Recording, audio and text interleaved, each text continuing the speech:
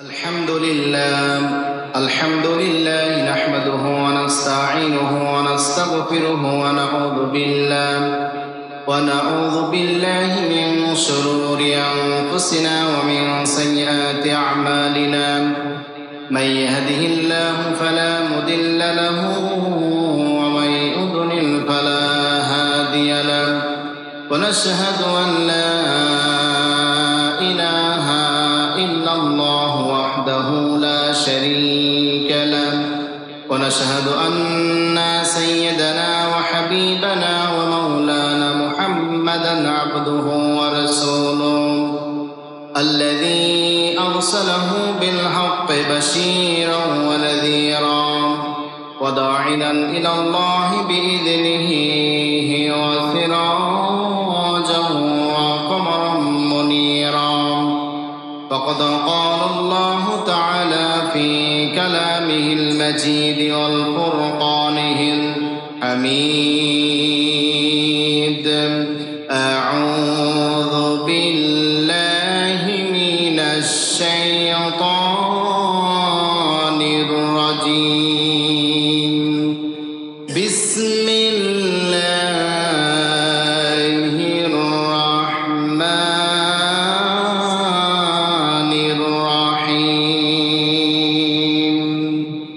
إن الله وملائكته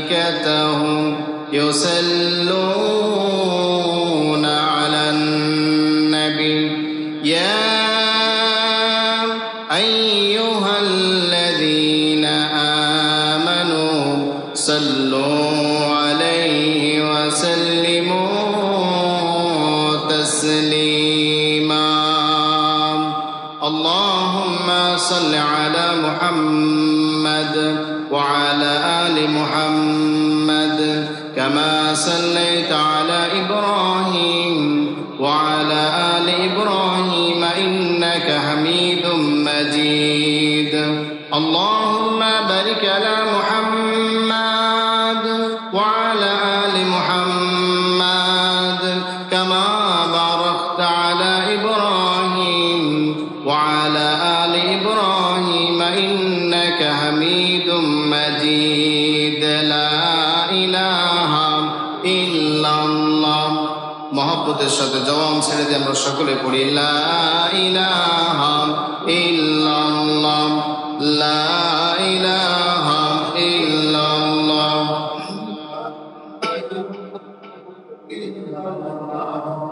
লা ইলাহা ইল্লাল্লাহ মুহাম্মাদুর রাসূলুল্লাহ সাল্লাল্লাহু আলাইহি ওয়াসাল্লাম।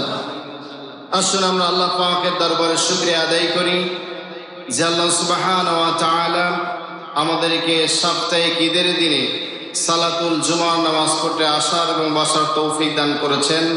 যে আল্লাহ সুবহানাহু ওয়া তাআলা হাজার কাজের ব্যস্ততাকে উপেক্ষা করে জুমার নামাজে আগে ভাগে আসার তৌফিক দান করলেন, এজন্য সে রব্বে করিম আল্লাহ সুবহানাহু ওয়া তাআলার দরবারে শুকরিয়া আদায় করছি। জবান ছেড়ে দিয়ে আমরা সকলে বলছি আলহামদুলিল্লাহ।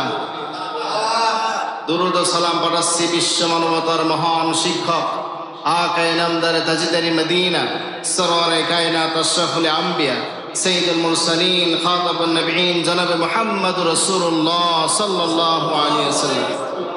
আত্মার মাগফিরাত কামনা করছি ওই সকল ভাইদের জন্য যারা দ্বীনের জন্য ইসলামের জন্য জীবন দিয়েছেন, আল্লাহকে খুশি করার জন্য নিজের জীবনটাকে উৎসর্গ করে দিয়েছেন, ওই সকল ভাইদের সর্বোচ্চ শাহাদাতের মর্যাদা কামনা করছি। আমরা সকলে বলছি আল্লাহুম্মা আমিন। আল্লাহ সুবহানাহু ওয়া তাআলা আমাদেরকে যে মাসে উপনীত করেছেন মুহররম মাসের দ্বিতীয় জুমা আজ, আল্লাহ সুবহানাহু ওয়া তাআলা দয়া করে মায়া করে ভালোবাসা দিয়ে ঈমানি দৌলত দিয়ে আজকে মুহররম মাসের দ্বিতীয় জুমায় আপনাকে আমাকে যে আগে ভাগে আসার তৌফিক দান করেছে, এজন্য কি আমরা খুশি? খুশি হয়ে একবার বলছি আলহামদুলিল্লাহ।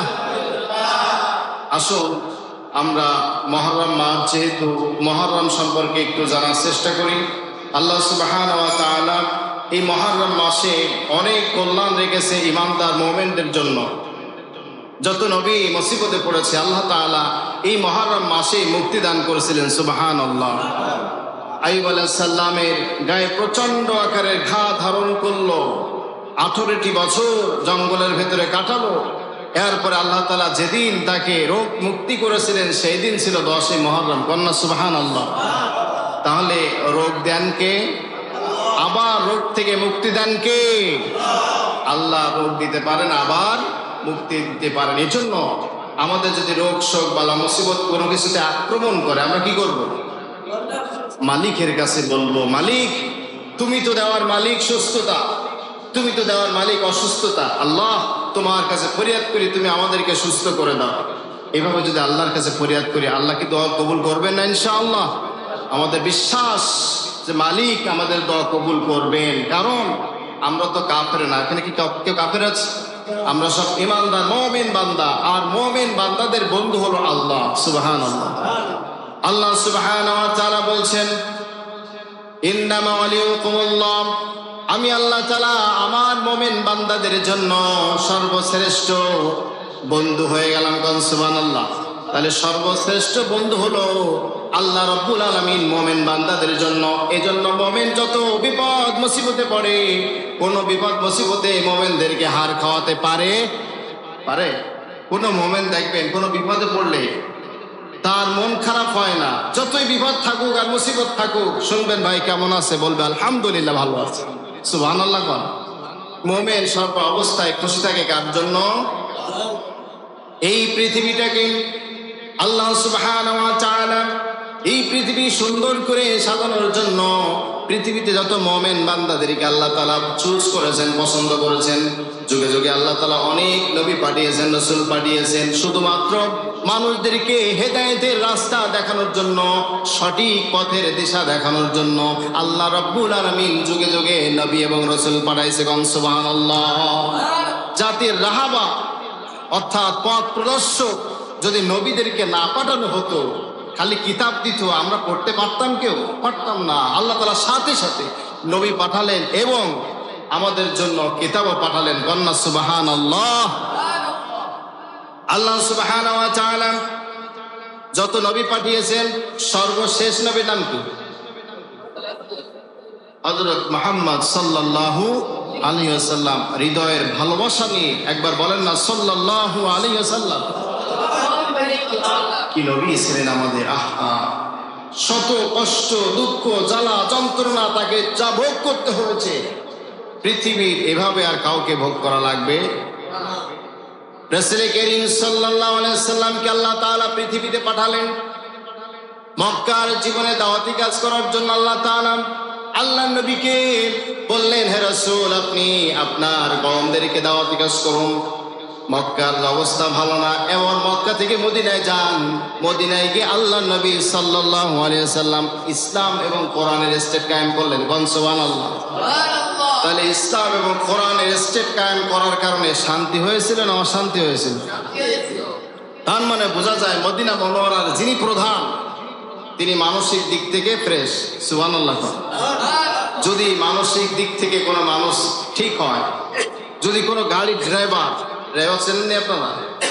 ড্রাইভার চেনেন না? গাড়ির ড্রাইভার, হ্যাঁ, গাড়ির ড্রাইভার যদি মাতাল হয়, মদখোর হয়, আর যদি তার গাড়িতে যাত্রীরা থাকে মাওলানা, মুহাদ্দিস, কুতুব, পীর সাহেব, পীরজাদা, এরা যদি থাকে, ড্রাইভার যদি হয় মাতাল, ওই গাড়ি কি জায়গা মতো পৌঁছাবে? আরো যেরকম পৌঁছাবে? আর ড্রাইভার যদি ভালো হয় গন্তব্যে পৌঁছানোর সম্ভাবনা আছে না নাই? সুতরাং আল্লাহ নবী সাল্লাল্লাহু আলাইহি সাল্লাম তিনি ছিলেন এমন মানুষ যার ভেতরে কোন রকম ত্রুটি দুর্বলতা ছিল না। সুবহানাল্লাহ।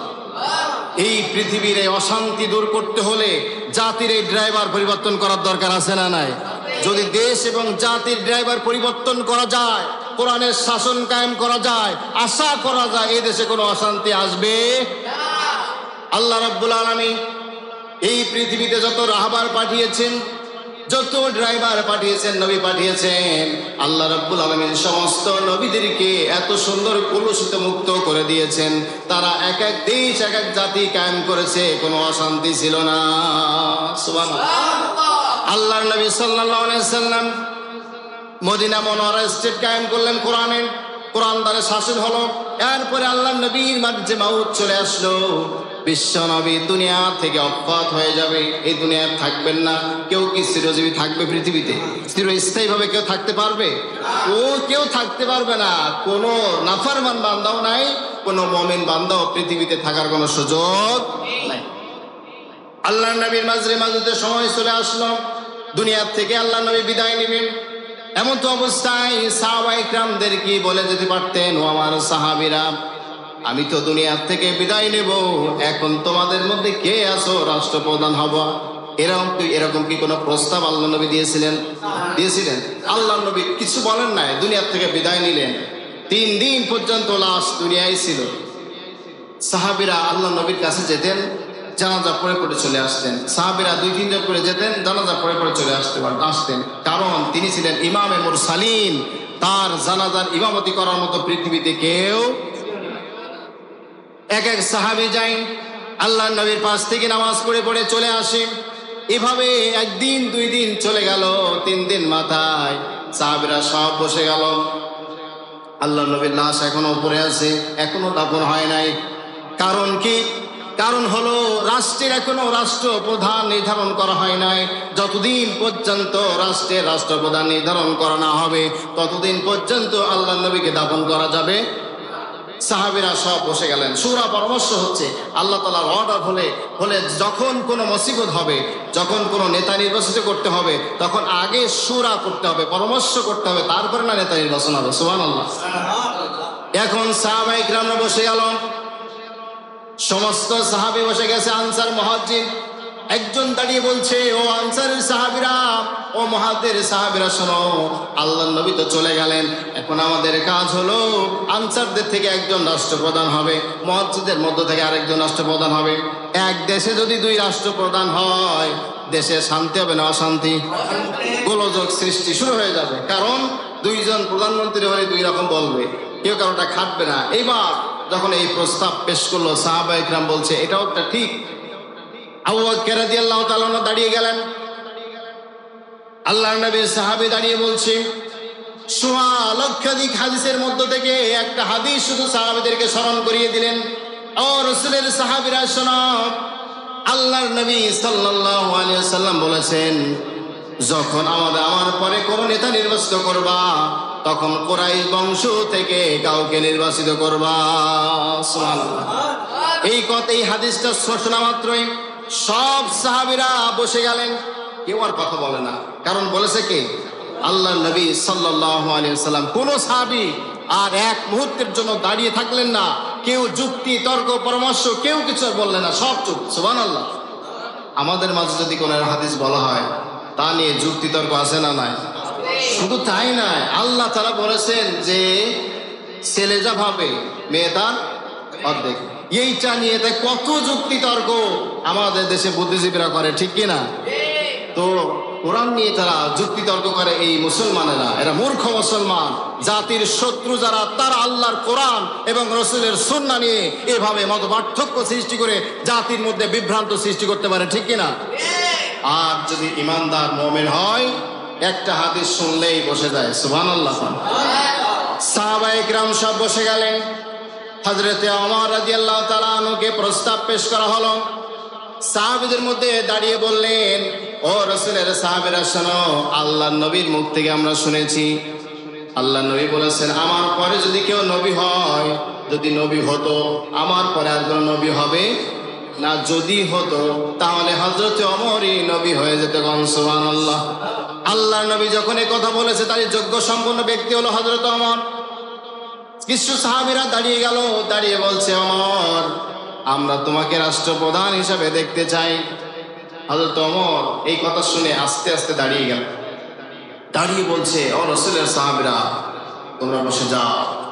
যখন দাঁড়িয়ে গেছে, সব সাহাবীরা মনে করেছে তাহলে মনে হয় এবার রাষ্ট্রপ্রধান আমরা ঠিক করে ফেলেছি। হযরত ওমর করলেনটা কি, আস্তে আস্তে ওই জায়গা থেকে উঠে সব সাহাবীদেরকে এভাবে ফাঁকা করতে করতে গিয়ে হযরতে আবু বকরের কাছে গিয়ে বললেন, আবু বকর, ও আল্লাহর নবীর সবথেকে নিকটতম বন্ধু, আপনার হাতটা বাড়ায় দিন, আমি আপনার হাতে বায়াত গ্রহণ করব। কোন সুবহানাল্লাহ।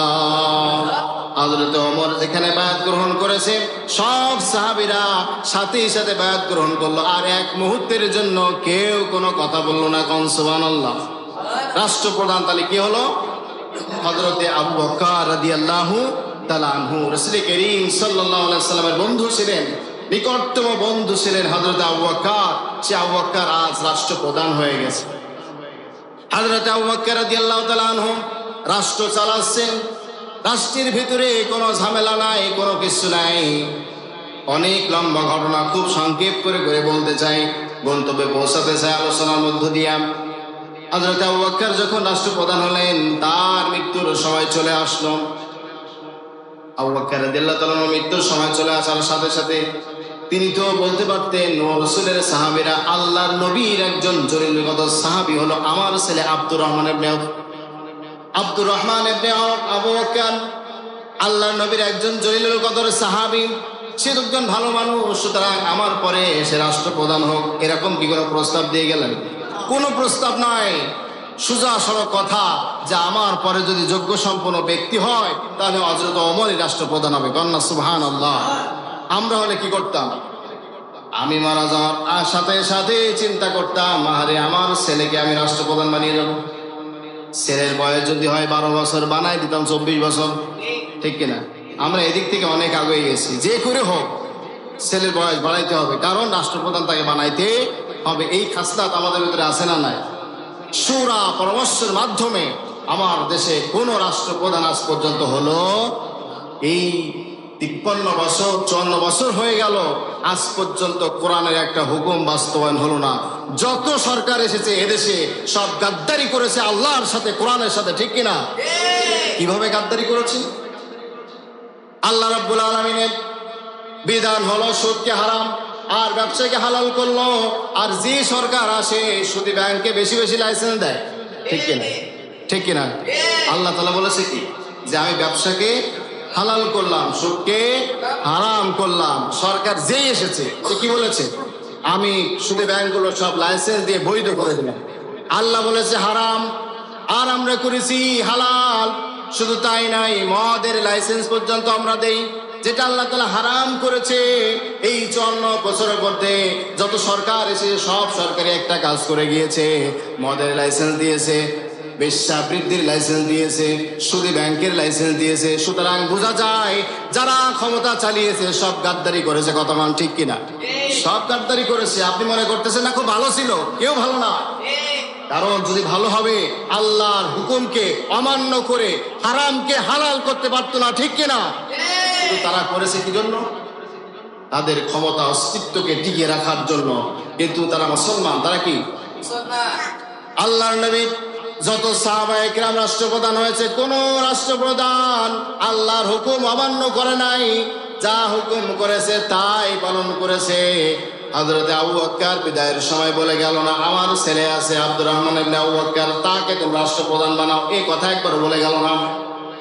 বলল তোমাদের মধ্যে এখন সব থেকে যোগ্য সম্পন্ন ব্যক্তি হলো হযরত ওমর। হযরত ওমরকে তোমরা রাষ্ট্রপ্রধান বানায় নাও। কোন সুবহানাল্লাহ। হযরত ওমর এখন রাষ্ট্রপ্রধান, রাষ্ট্র চালাচ্ছে সুন্দর করে। চালাইতে চালাইতে একদিন ফজরের সময়, অনেক লম্বা ঘটনা, সেদিকে যাচ্ছি না। ফজরের নামাজ পড়তে যা হযরত ওমর রাদিয়াল্লাহু তাআলা আনহু, একজন এসে হযরত ওমরের ভুঁড়ি কেটে দিল, পেটটা কেটে দিল, সব বের হয়ে গেল।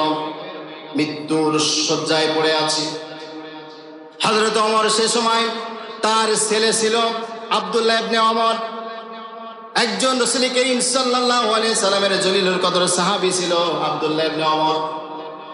হযরত ওমর রাদিয়াল্লাহু তাআলা একবার এক মুহূর্তের জন্য বললেন না, রাসূল করিম সাল্লাল্লাহু আলাইহি সাল্লামের জলিলুল কদর সাহাবী, একজন যোগ্য সম্পন্ন সাহাবী, আমার ছেলে আব্দুল্লাহ ইবনে ওমর, তারকে তোমরা রাষ্ট্রপ্রধান বানায় নাও, এই কথা একবার বলেছিলেন? একবার এক মুহূর্তের জন্য বললেন না। তিনি বললেন কি, তোমরা শূরা পরামর্শ করে রাষ্ট্রপ্রধান বানায় নাও। কন্যা সুবহানাল্লাহ। এই সূরা পরামর্শ হযরতে ওমর রাদিয়াল্লাহু তাআলা আনহু চলে গেলেন। এবার সূরা পরামর্শ করে হযরতে ওসমান রাদিয়াল্লাহু তাআলা আনহুকে রাষ্ট্রপ্রধান বানানো হলো। হযরত ওসমান রাদিয়াল্লাহু তাআলা আনহু 12 বছর একাধারে রাষ্ট্র চালালেন। রাষ্ট্র চালানোর পর তিনি যখন শহীদ হয়ে যাবেন, কোরআনুল কারীম তেলাওয়াত করতেছে হযরতে ওসমান গনি রাদিয়াল্লাহু তাআলা আনহু। আল্লাহ নবী সাল্লাল্লাহু আলাইহি সাল্লাম বলেছেন, এই পৃথিবীর অনেক মানুষ এক এক মানুষকে এক এক ভাবে সুপারিশ করা হবে, কিন্তু শুধু আমার সাহাবী হযরত ওসমান, যাকে স্বয়ং কোরআন সাক্ষী হিসাবে দাঁড়িয়ে যাবে, সুবহানাল্লাহ, সাক্ষী হিসাবে দাঁড়িয়ে যাবে কোরআন। হযরত ওসমান রাদিয়াল্লাহু তাআলা তেলাওয়াত করছে, এমন সময় মাথায় আঘাত করলো, মাথা ফেটে রক্তে ফিনকি দিয়া কোরআনুল কারীমের উপরে পড়লো, পুরা কোরআনটাই ভিজে গেল, সুবহানাল্লাহ। এই অবস্থায় হযরতে ওসমান গনি রাদিয়াল্লাহু তাআলা আনহু তিনি বললেন না কেউ কাকে তোমরা রাষ্ট্রপ্রধান বানাবা, শুধু বলে গেলেন তোমরা সূরা পরামর্শ করে রাষ্ট্রপ্রধান বানাবা, সুবহানাল্লাহ। সূরা পরামর্শ যদি থাকে সেই রাষ্ট্রের কোনো গোলযোগ থাকবে, কোন রকম অন্যায় অবিচার কিছু হওয়ার সুযোগ থাকবে না, কারণ পরামর্শক্রমে একজনকে রাষ্ট্রপ্রধান বানানো হয়েছে। হযরত ওসমান চলে গেল, সাহাবীরা সব একত্রিত হলেন। একত্রিত হয়ে হযরতে আলী রাদিয়াল্লাহু তাআলা আনহু ঘর থেকে বের করে নিয়ে তাকে রাষ্ট্রপ্রধান বানায় দিলেন, কন্যা সুবহানাল্লাহ। হযরতে আলী রাদিয়াল্লাহু তাআলা রাষ্ট্র চালালেন। রাষ্ট্র চালাইতে চালাইতে কুফা নগরীতে তিনি যখন শহীদ হয়ে যাবেন, এমত অবস্থায় তার দুইটা সন্তান হাসান আর হুসাইন, কি কি নাম? হাসান আর হুসাইন রাসূল কারীম সাল্লাল্লাহু আলাইহি ওয়াসাল্লামের নাতি ছিলেন। হযরতে আলী রাদিয়াল্লাহু তাআলা আনহু তো বলতে পারতেন যে আমার দুইটা ছেলে আছে, আরো আল্লাহর নবীর নাতি, সুতরাং তাদের যে কোনো একজনকে তোমরা রাষ্ট্রপ্রধান বানায় নাও, এভাবে বলতে পারতেন না? আলী রাদিয়াল্লাহু তাআলা এই কথা বলছিলেন না, তিনি বলছিলেন তোমরা সূরা পরামর্শ করে তোমরা একজনকে রাষ্ট্র নায়ক নির্ধারণ করে দাও, সুবহানাল্লাহ। তার মানে বোঝা যায় সাহাবীরা সব কোরআনের নীতির উপরে অটল আছে না নাই? তাদের ভিতরে কোনো ভাঙন আছে? কোন রকম হিংসা বিদ্বেষ কিছু আছে? কোনো কিছু নাই। এবার হযরতে আলী রাদিয়াল্লাহু তাআলা যখন শহীদ হয়ে গেলেন, শহীদ হওয়ার পর সব সাহাবীরা হযরতে মুয়াবিয়া রাদিয়াল্লাহু তাআলা আনহুকে রাষ্ট্রপ্রধান বানায় দিলেন। হযরতে মুয়াবিয়া রাসূল কারীম সাল্লাল্লাহু আলাইহি সাল্লামের একজন জলিলুল কদর সাহাবী ছিলেন। মুয়াবিয়া রাষ্ট্রপ্রধান হলেন, একাধারে 20 বছর রাষ্ট্র চালাইছে। কত বছর? 20 বছর রাষ্ট্র চালিয়েছেন। তিনি যখন বুড়ো হয়ে গেছে, বয়স তার প্রান্তে চলে এসেছে, তখন তিনি বললেন যে আমার ছেলে ইয়াজিদকে তোমরা রাষ্ট্রপ্রধান বানায় নাও। তাকে বললেন আমার ছেলে ইয়াজিদকে কি করো? রাষ্ট্রপ্রধান বানায় নাও। ইতিপূর্বে যত সাহাবীরা রাষ্ট্রপ্রধানের ব্যাপারে কি বলেছে? তোমরা সূরা এবং পরামর্শ করে নাও, তাহলে কোনো সমস্যা থাকবে না। মুয়াবিয়া তার ছেলে, তাকে বললো আমার ছেলেকে তোমরা রাষ্ট্রপ্রধান বানায় দাও। ছেলে রাষ্ট্রপ্রধান হয়ে গেল। এই যখন রাষ্ট্রপ্রধান শুরু হয়ে গেল, আবার যে রাষ্ট্রপ্রধান এখন হযরতে মুয়াবিয়া রাদিয়াল্লাহু তাআলা আনহুর ছেলে ইয়াজিদ এখন রাষ্ট্রপ্রধান। এই সত্যি বহু সংখ্যক সাহাবীরা মেনে নিতে পারছে না। হযরতে ইমাম হোসেন রাদিয়াল্লাহু তাআলা আনহু এখনো জীবিত আছেন। সব সাহাবীরা প্রস্তাব পেশ করছে যে এখন আমাদের নেতা হিসেবে আমরা চাই হযরত হুসাইন রাদিয়াল্লাহু তাআলা আনহুকে। এদিকে রাষ্ট্রপ্রধান হয়ে গেছে ইয়াজিদ, ওদিকে সাহাবীরা বলছে না ইয়াজিদ চলবে না, ইয়াজিদকে আমরা রাষ্ট্রপ্রধান মানি না, আমরা হুসাইনকে রাষ্ট্রপ্রধান মানি। এখন একই দেশে যদি দুই রাষ্ট্রপ্রধান হয়, গ্যামজাম আছে না নাই? আরো জোরে কোন আছে না নাই? একদিকে হুসাইন, একদিকে ইয়াজিদ। মদিনা মুনাওয়ারার সব সাহাবীরা একত্রিত হয়ে গেলেন। সব সাহাবীরা একত্রিত হয়ে বলছে, ও হুসাইন তোমার হাতটা লম্বা করে দাও, তোমার হাতে আমরা বায়াত গ্রহণ করতে চাই। আমরা ইয়াজিদকে রাষ্ট্রপ্রধান মানি না, আমরা মানব তোমাকে রাষ্ট্রপ্রধান। এই প্রস্তাব যখন পেশ করা হলো, হযরত হুসাইন রাদিয়াল্লাহু তাআলা হাত বাড়ায় দিলেন এবং তিনি শপথ করে নিলেন তিনি এখন রাষ্ট্রপ্রধান। মক্কা মদিনা রাষ্ট্রপ্রধান হয়ে গেছে, অপরদিকে ইয়াজিদ রাষ্ট্রপ্রধান হয়েছে। দুই দিকে দুইজন রাষ্ট্রপ্রধান। এদিকে কুফা থেকে বারবার দিকে আসছে যে হুসাইন আল্লাহর নবীর নাতি ছেলে বেঁচে থাকতে, রাসূলের আওলাদ বেঁচে থাকতে আমরা এক্ষুনি ইয়াজিদকে রাষ্ট্রপ্রধান হিসেবে মানতে পারবো না, কারণ সে মদখোর, সে মাতাল, তাকে আমরা রাষ্ট্রপ্রধান মানব না। সাহাবীরা দেখেন কি সচেতন, কোন মদখোর বেনামাজি তাকে রাষ্ট্রপ্রধান মানা যাবে সাহাবীরা সচেতন হয়ে গেল। এই কথা যখন বলেছে তখন সে বলছে যে আমি হলাম রাষ্ট্রপ্রধান, আমার রাষ্ট্রে এবার কে রাষ্ট্র চালাবে? কুফা থেকে অসংখ্য চিঠি পাঠানো হলো হোসাইনের কাছে, হোসাইন তুমি আমাদের কাছে চলে আসো, আমরা তোমাকে রাষ্ট্রপ্রধান হিসাবে দেখতে চাই। আমরা চাই না ইয়াজিদ আমাদের রাষ্ট্রপ্রধান হোক, আমরা চাই তুমি আমাদের কাছে আসো, তোমার কাছে আমরা বায়াত গ্রহণ করে আমরা তোমাকে রাষ্ট্রপ্রধান বানায় নেই। এভাবে 300 অধিক চিঠি পাঠিয়েছে।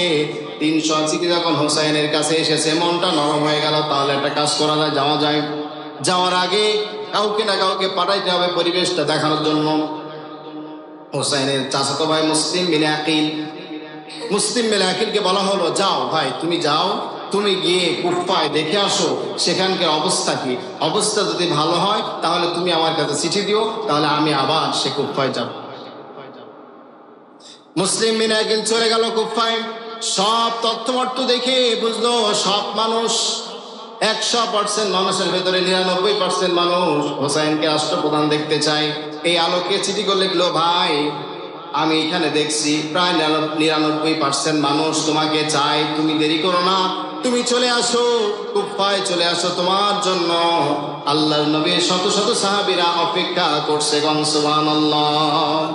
এই চিঠি যখন পেয়েছে হোসাইন বলছে তাহলে তো দেরি করে লাভ নাই, এখন তো যেতে হয়, যেহেতু রাষ্ট্র ক্ষমতা যিনি চালাচ্ছে সে একজন মদখোর, আর আমার নানা যে চেয়ারে বসেছে, যে চেয়ারে বিশ্ব নবী বসেছে, যে চেয়ারে আবু বকর বসেছে, যে চেয়ারে হযরত ওমর বসেছে, যে চেয়ারে হযরত ওসমান বসেছে, যে চেয়ারে হযরত আলী বসেছে, ওই চেয়ারে কোনো মদখোরকে বসতে দিব না, দিব না, দিব না। এই সিদ্ধান্ত যখন নিয়েছে হোসাইন, তখন সমস্ত সাহাবীরা বলছে হোসাইন তুমি একটা কাজ করো, তোমাকে যাওয়ার দরকার নেই, এই মদিনায় আসো, এখানে তোমাকে রাষ্ট্রপ্রধান হিসাবে আমরা মেনে নিয়েছি, তুমি এখানেই থাকো, বাইরে যাওয়ার দরকার নাই। এই প্রস্তাব দিচ্ছে, এক এক সাহাবী এক একজন কথা বলছে, এক একজন এক এক কথা বলছে। সব কথা শেষে তিনি বললেন না আমি কুফায় যাবো, তা যাব, কারণ এই চেয়ারে যদি আমরা না যাই তাহলে এভাবে যদি চলতে থাকে আল্লাহর নবীর সেই চেয়ারের অবমাননা করা হবে। সুতরাং ইসলাম থাকতে হলে চেয়ারও আমাদেরকে থাকতে হবে। সিদ্ধান্ত, কঠিন সিদ্ধান্ত নিয়ে চলে গেল। কোন কোন বর্ণনায় আসছে 72 জন, কোন কোন বর্ণনায় আসছে 300 জন, এভাবে বিভিন্ন বর্ণনা আসছে। তবে প্রসিদ্ধ মত হলো 72 জন সঙ্গী সাথী নিয়ে আল্লাহর নবীর নাতি ছেলে হোসাইন রাদিয়াল্লাহু তাআলা আনহু মদিনা থেকে রওনা দিলেন। 1 মাসের খাদ্য খোরাক নিয়ে বের হয়েছেন বাড়ি থেকে। 40 জন যুবক আর 32 জন নারী নিয়ে তিনি তার বাহিনী নিয়ে, তিনি তার শিবির নিয়ে চলে আসলেন। প্রতিমধ্যে শুনতে পেলাম উবাইদুল্লাহ বিন জিয়াদের কাছে চিঠি গেছে যে এই মুহূর্তে কুফার নগরীতে হোসাইন আসতেছে, রওনা দিয়েছে। সাথে সাথে ইয়াজিদের কাছে চিঠি পাঠালো, ইয়াজিদকে বললো হোসাইন আসতেছে কুফায়, এখন বলো কুফায় যদি হোসাইন আসে তার হাতে তো সব মানুষ বায়াত গ্রহণ করে নেবে। ইয়াজিদ বলল কোনোভাবে কোনো অবস্থাতে যেন কুফায় প্রবেশ করতে না পারে, তার আগে উবাইদুল্লাহ বিন জিয়াদ তোমাকে বলি শোনো, তুমি তোমার এলাকায় দেখো কে গোয়েন্দা হিসেবে মদিনা থেকে কুফায় এসেছে, আর কাকে কে হুসাইনকে বেশি বেশি সাপোর্ট করতেছে তাদেরকে ধরো, তালিকা করো। উবাইদুল্লাহ বিন জিয়াদ তিনি কুফার গভর্নর ছিলেন, তিনি তার সেনাবাহিনী, তার সমস্ত পুলিশ বাহিনী, সব গোয়েন্দা বাহিনী সব লাগাই দিল খোঁজো কে আসছে মদিনা থেকে। খুঁজতে খুঁজতে এক পর্যায়ে মুসলিম বিন আকিলকে পেয়ে গেল। পাওয়ার সাথে সাথে তাকে ধরে উবাইদুল্লাহ বিন জিয়াদ বলল তুমি আসছো মদিনা থেকে, তোমাকে আজকে কি শাস্তি দেব তুমি জানো না?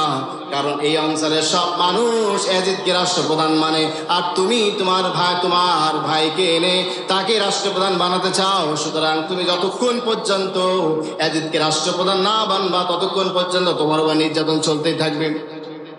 এক পর্যায়ে মুসলিম বিন আকিলকে ধরল, তাকে ধরে এই গলাটি কেটে নিল, গলা কেটে কেন্দ্র মসজিদের সামনে, কুফার কেন্দ্র মসজিদের সামনে লটকাই দিয়েছে।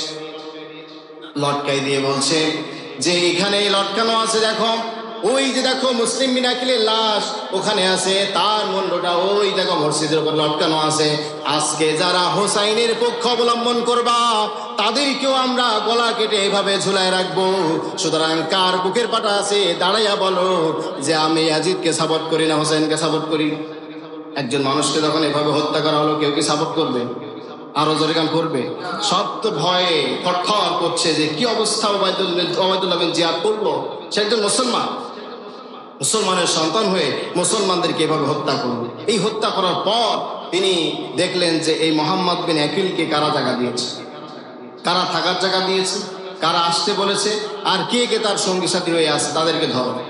সকলকে ধরা হলো, ধরে সব মুন্ডু কেটে গলা কেটে দেওয়া হলো, দিয়ে সব লটকায় রেখে দিয়েছে।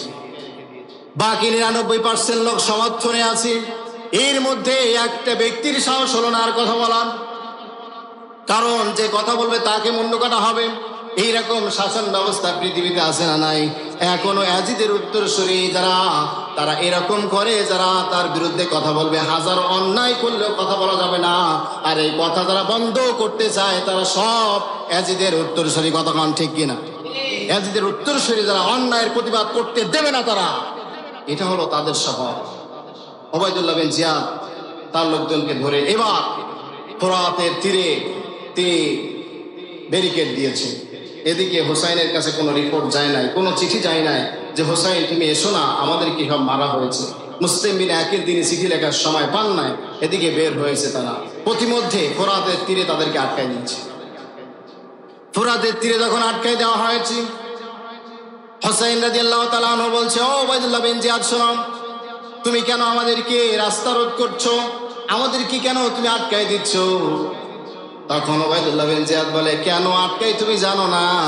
আটকাই তো ওই কারণে, যতদিন পর্যন্ত তুমি ইয়াজিদকে রাষ্ট্রপ্রধান না বানবা ততক্ষণ পর্যন্ত তোমার রাস্তা বন্ধ থাকবে। জোর করে যারা রাস্তা বন্ধ করে, জোর করে যারা মানুষদেরকে আটকায় দেয়, জোর করে যারা মানুষের উপরে জুলুম করে, এরা সব ইয়াজিদের উত্তরসূরি। ঠিক কিনা? এই পৃথিবীতে অনেক মানুষ আছে জোর যার মূল্য যার এটা দেখায়। ঠিক কিনা? এখন তো অনেক জায়গায় দেখা যায় চাঁদার জন্য মানুষদেরকে ধরে চাঁদা দিচ্ছে না, তাই তার পরিবার, এই যে ভোলা জেলায় তার স্বামীকে উলাঙ্গ করে বাধা হয়েছে, তার স্ত্রীকে উলাঙ্গ করে তাকে ধর্ষণ করা হয়েছে। 5 লাখ টাকা চাঁদা দাবি করেছিল, দেয় নাই, তাই তাকে এই শাস্তি দিয়েছে। সুতরাং বোঝা যায় যারা চাঁদা দাবি করে মানুষদের উপর জুলুম করে এরা সব ইয়াজিদের উত্তরসূরি। ঠিক কিনা? পৃথিবীতে আমরা চাই না এভাবে অশান্তি হোক, আমরা চাই একটা শান্তিপূর্ণ একটা সমাজ। ঠিক কিনা? শান্তি ছাড়া অশান্তি চান কারা কারা? হাত তুলেন তো দেখি। কেউ কি আমরা অশান্তি চাই? আরো যেরকম চাই শান্তি চাই কারা কারা? হাত তুলে আল্লাহকে দেখাই দেন। আল্লাহ আমাদের হাতগুলো কবুল করুন, করা আমিন। আমরা শান্তি চাই, পৃথিবীতে শান্তি আসুক, এটা আমরা সকলেই চাই, কোন আমিন। আমার প্রিয় ভাইরা, এবার রাস্তা ব্যারিকেড হয়ে গেল। ওবায়দুল্লাহ বিন জিয়াদ আটকে আছে, এটা আটকায় দিয়েছে। 6000 সেনাবাহিনী নিয়ে আটকায় দিয়েছে, আর হোসাইনের লোক ছিল মাত্র 72 জন। এক পর্যায়ে বাকবিদণ্ড শুরু হয়ে গেল। বাকবিদণ্ড শুরু হওয়ার পর ওবায়দুল্লাহ বিন জিয়াদ জোর করে বলছে, ও হোসাইন শুনে রাখো, তুমি যদি ইয়াজিদকে রাষ্ট্রপ্রধান না মেনে নাও তাহলে তোমাকে এখান থেকে আমরা কোনোভাবে কোনো অবস্থাতে যেতে দেব না। এই কথা যখন বলল তখন হোসাইন বলছে, আচ্ছা ঠিক আছে, আমি তোমাকে 4টা প্রস্তাব দেই, আমরা যাব না কুফায়।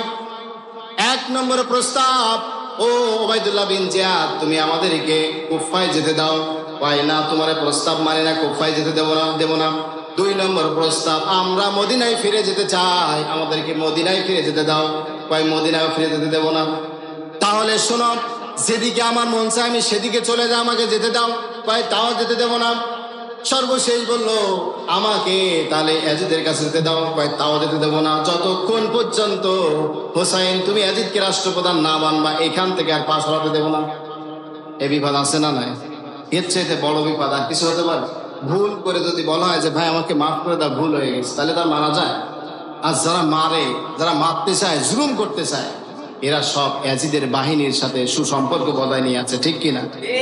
এবার কিছুক্ষণ পরে বলছি, আমাদের তো রসদ পাতি প্রায় শেষের দিকে, আমরা একটু পানি চাই। এই ফোরাতের তীরে আছি, দেখো আমরা 72 জন লোক আছি, আমরা মুসলমান, তোমরা মুসলমান, আমাদেরকে আটকে রেখেছো। আমরা কোশ্চেনকালে কোনো অবস্থাতেও ইয়াজিদকে রাষ্ট্রপ্রধান মানব না।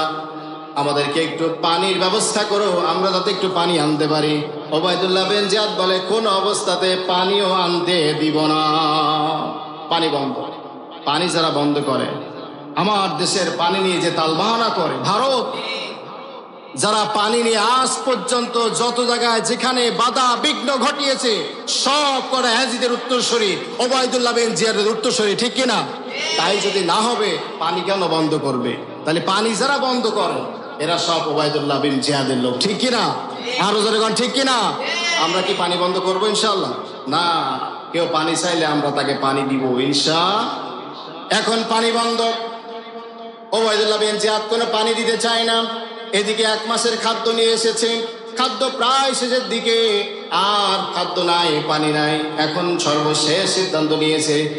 হোসাইন বলছে, ওবায়দুল্লাহ বিন জিয়াদ তুমি কি আমাকে এখান থেকে ফিরতে দেবা? কয়, কোনো অবস্থাতেই ফিরতে দেব না।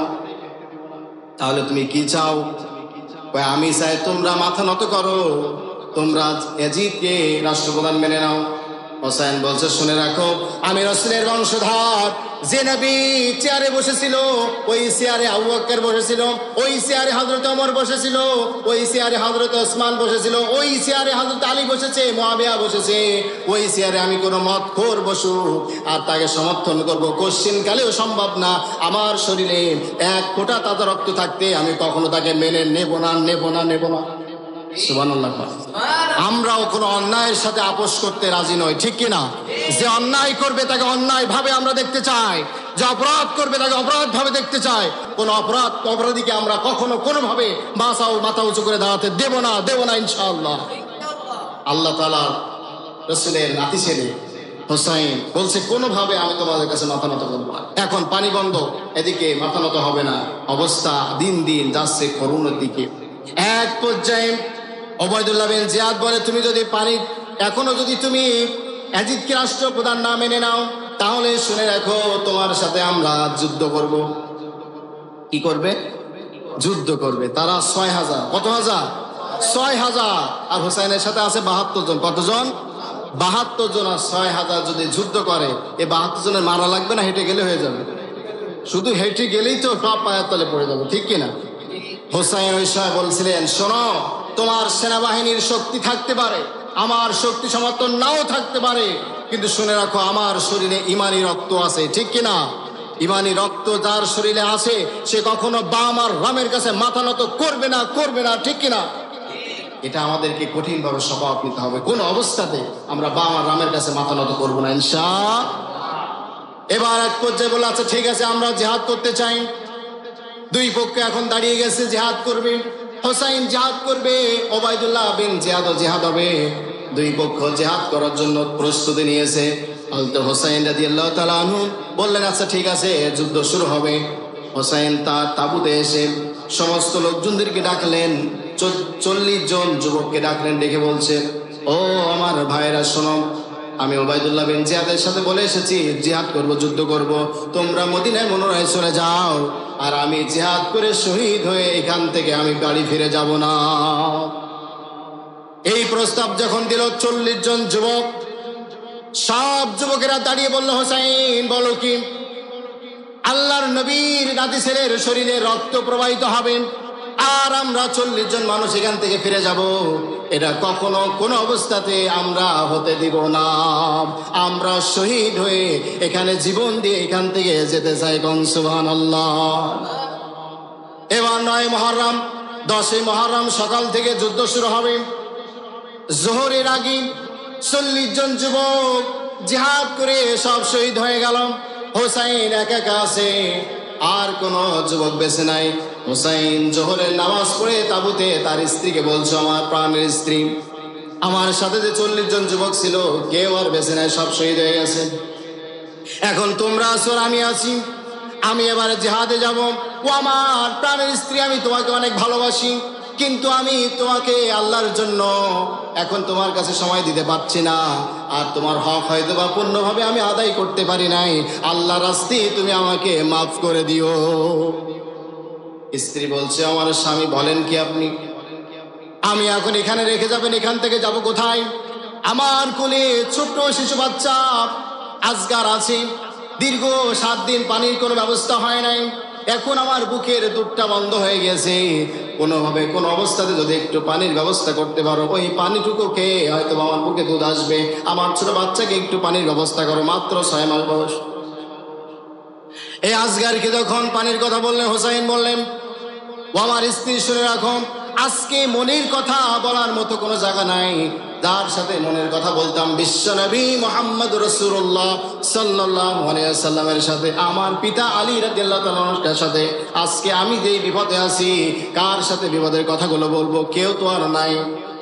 ছোট আজগারকে বুকের ভেতরে নিয়ে ফোরাতের তীরের দিকে ধাবিত হচ্ছে। উবাইদুল্লাহ বিন জিয়াদের সেনাবাহিনীদেরকে বলছে, ও বাহিনীরা শোনো, তোমরা আমাকে মারো, ঠিক আছে। আমার কোলে আমার ছোট ছেলে, মাত্র 6 মাস বয়স, এই পানির পিপাসায় ছটফট করতেছে, একটু পানির ব্যবস্থা তোমরা করো। এই কথা শোনা মাত্রই একজন উবাইদুল্লাহ বিন জিয়াদের বাহিনীর একজন সেনাবাহিনী তীর মেরে দিল, আর তীরটা সোজা এসে আজগারের বুক ছিদ্র করে বের হয়ে গেল।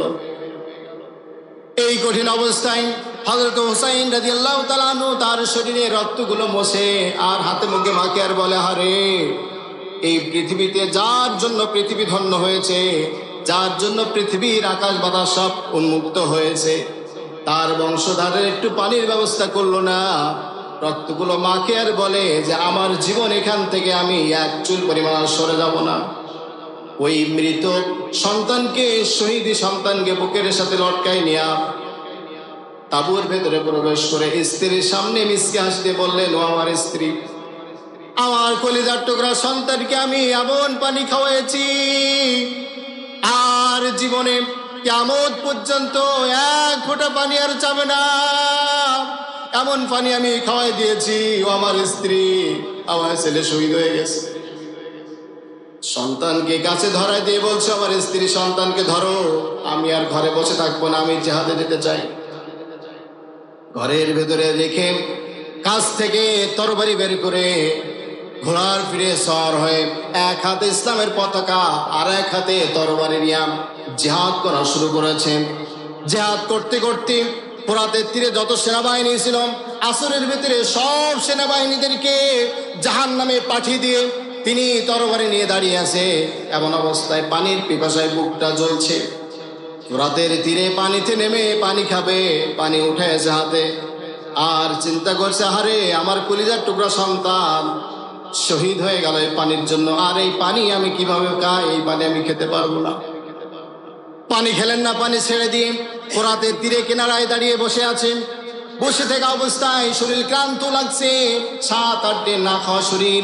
এই অবস্থায় তিনি শুয়ে পড়লেন। এই শোয়া দেখে ইয়াজিদ বাহিনীর শত্রুরা তারা দেখতে পেল হোসাইন এবার শুয়ে পড়েছে। তারা দৌড়ায় এসে হোসাইনের বুকের পরে বসে পড়ল। আহারে, চিন্তা করেছেন কত বড় নরপশু হলে, কত বড় খারাপ হলে এই কঠিন অবস্থাতে কিভাবে বুকের পর চেপে বসে, বুকের পর চেপে বসে গলায় ছুরি চালাবে। এখন হোসাইন রাদিয়াল্লাহু তাআলা বলছে, ও আল্লাহর নবী, তোমরা নবী মানো, তোমরা কি জানো না আমি রাসূল করিম সাল্লাল্লাহু আলাইহি ওয়াসাল্লামের নাতি ছেলে, আমার শরীরে এমন কোনো জায়গা নাই যেখানে আমার নানা চুমো খায় নাই, আর তোমরা আমার গলায় ছুরি দিচ্ছ? জানো এই গলায় কত চুমা খেয়েছে আল্লাহর নবী? এইভাবে কথা বললো, কোনো কথাই তাদেরকে মন নরম করতে পারলো না, দিল নরম করতে পারলো না। তাকে ধরে গলায় ছুরি চালাইয়া মাথা এপাশ ওপাশ করে দিল, মাথা দ্বিখণ্ডিত করে দিল। ওই দেহটা পড়ে আছে। এবার বাকি যে ঘোড়াগুলো ছিল ওই দেহর উপরে সব চড়াই দিয়েছে। দেহটা ফেলায় রেখে দেহর উপর দিয়া ঘোড়া দৌড়ায় যাওয়া আসা করে। এভাবে যেতে যেতে গোশ আর হাড্ডি আলাদা হয়ে গেল। আর মাথাটা নিয়ে উবাইদুল্লাহ বিন জিয়াদের সামনে, প্লেটের সামনে রেখে দিয়েছে। আল্লাহর নবী নাতি ছেলে দুনিয়ায় নাই। এভাবে যখন প্লেটের উপর রেখে দিয়েছে, উবাইদুল্লাহ বিন জিয়াদ হাতে লাঠি নিয়ে বলছে, আহারে অনেক বাহাদুরি দেখাইছো। নাউজুবিল্লাহ, আরো দরকার নাউজুবিল্লাহ। বলছে, আহারে কত বাহাদুরি দেখাইছো, এখন কই? ঠোঁটে এভাবে লাঠি দিয়া, এভাবে লাঠি দিয়া কুতু মারে। এক বড় বৃদ্ধ সাহাবী, 80 বছর বয়স, সে সাহাবী বলছে, উবাইদুল্লাহ বিন জিয়াদ, এতক্ষণ যা করেছো মাথা নত করে মেনে নিয়েছি, এখন তুমি যা করছো আর কিন্তু সহ্য হচ্ছে না। এখন তুমি তোমার লাঠি বন্ধ করো। জানো আমি স্বয়ং দেখেছি আল্লাহর নবী এই ঠোঁটে কত চুমা খেয়েছে, তুমি ওই ছোটের সাথে বেয়াদবি করছো, এটা আমি সহ্য করতে পারবো?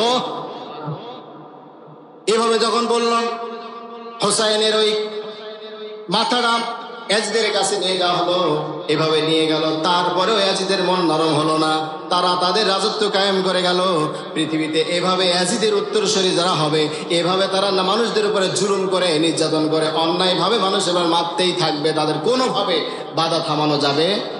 আল্লাহ তাআলা বলেন, বান্দারে তোমরা একটু কষ্ট সহ্য করো, একটু কষ্ট ভোগ করো, আমি আল্লাহ তাআলা তোমাদের জন্য অনন্তকালের জন্য জান্নাত রেখে দিয়েছি। কন্যা সুবহানাল্লাহ। এই জান্নাতের জন্য পাগল করা হয়ে ছুটতে থাকো আর ভালো কাজের প্রতিযোগিতা করো। কি কাজে?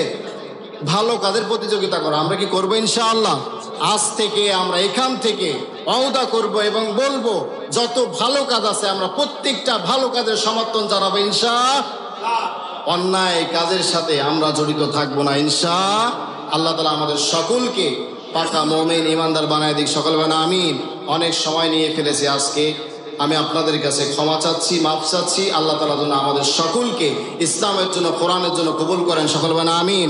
আল্লাহ তাআলা আমাদের সকলের ইমানটাকে যা আছে এর থেকে আরো কোটি গুণে বৃদ্ধি করে মজবুত করে দিন। সকল বানা আমিন। আখিরি দাওয়ানা আলহামদুলিল্লাহ। আসসালামু আলাইকুম ওয়া রাহমাতুল্লাহ।